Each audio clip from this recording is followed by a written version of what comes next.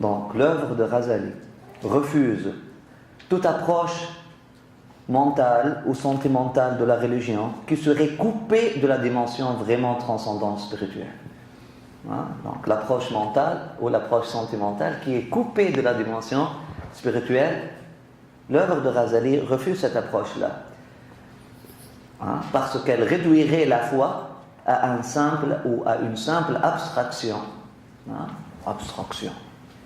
Hein? Il n'y a pas de foi, c'est pas une vie. Hein?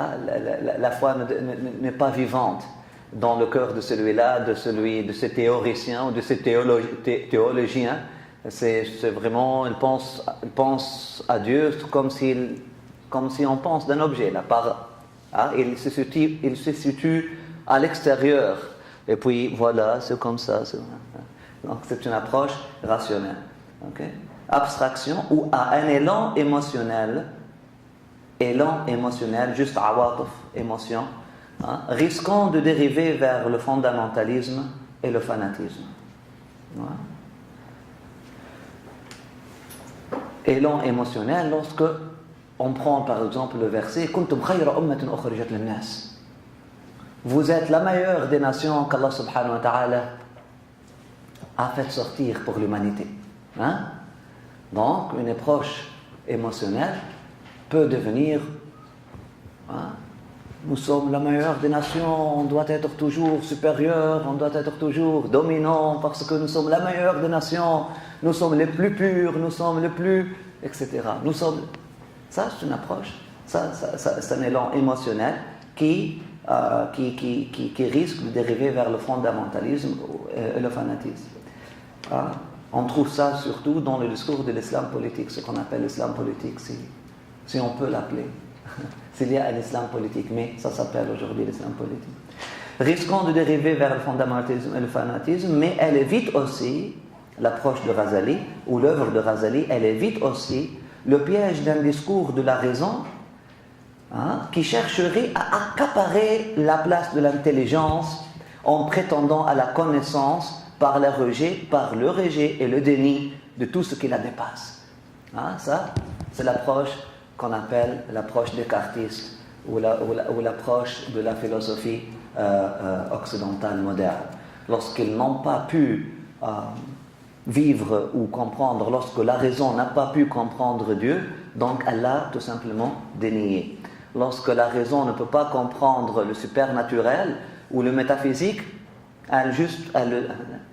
non, il n'y a rien là-bas, il n'y a rien. Donc c'est un piège d'un discours de la raison qui chercherait à accaparer la place de l'intelligence en prétendant à la connaissance par le rejet et le déni de tout ce qui la dépasse. Donc il nous prend de ce qu'on appelle abstraction à ce qu'on appelle expérience. Il nous prend de ce qu'on appelle juste abstraction, juste théorie, à ce qu'on appelle vie et expérience de la religion, de la spiritualité. Quelque chose qu'on vit, quelque chose qu'on goûte, une réalité à laquelle on peut goûter. On va trouver que l'imam Ghazali il va se référer à ce hadith, plusieurs hadiths d'ailleurs. Hadith, ça veut dire un récit prophétique. Donc, on peut lire dans plusieurs livres de tradition prophétique, à plusieurs reprises, un compagnon vient au prophète sallallahu alayhi wa sallam et lui dit, et puis le prophète sallallahu alayhi wa sallam lui pose la question كيف أصبحت? كيف أصبحت? Comment tu te trouves aujourd'hui? Comment tu te trouves ce matin? كيف أصبحت? C'est une question banale pour tout le monde. كيف أصبحت?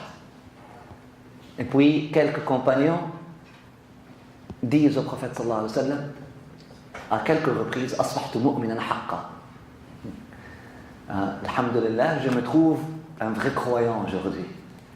Et puis le prophète sallallahu alayhi wa sallam lui repose la question ما حقيقة لكل شيء حقيقة فما حقيقة إيمانك. Chaque chose a une réalité. C'est quoi la réalité de ton iman? C'est quoi la réalité de votre iman? Donc c'est ça. C'est quoi la réalité de votre foi? Pour chaque chose, il y a une essence. Il y a un goût, il y a une fragrance, il y a une essence ou intérieure. C'est quoi l'essence intérieure? C'est quoi la haqiqa? C'est quoi la vérité? C'est quoi la réalité de votre foi? Et là, on trouve plusieurs réponses. Donc, les compagnons vont donner des réponses différentes, et puis on va trouver ça plus tard. Donc, on parle ici de l'approche de l'expérience. Quelqu'un qui vit l'expérience, quelqu'un qui vit son islam. Ce n'est pas quelqu'un qui pense son islam.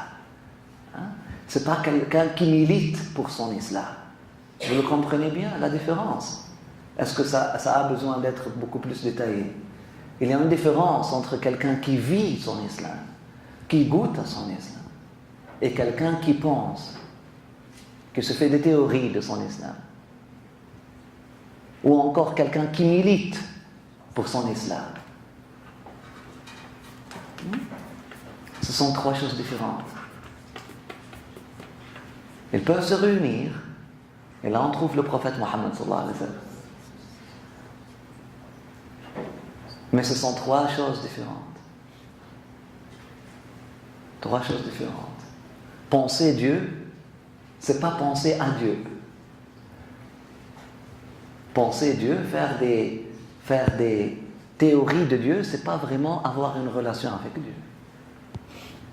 Tu peux être le maître de la science de théologie, de aqidah, et tu nous donnes tous les attributs divins, sifat al-wajiba ou al-mustahil, tous les attributs obligatoires, les attributs impossibles, les attributs, etc. On peut se débattre, tu trouves deux qui se débattent, est-ce que le ulou, par exemple, est-ce que cet attribut est un attribut de Dieu ou c'est pas un attribut de Dieu? Et les deux n'ont rien goûté à la vraie relation avec Dieu subhanahu wa ta'ala. C'est possible. Malheureusement, c'est le cas dominant aujourd'hui. La majorité de ceux qui parlent de Dieu ne parlent pas à Dieu. Malheureusement. Et ceux qui militent pour Dieu ne se sont pas donnés à Dieu.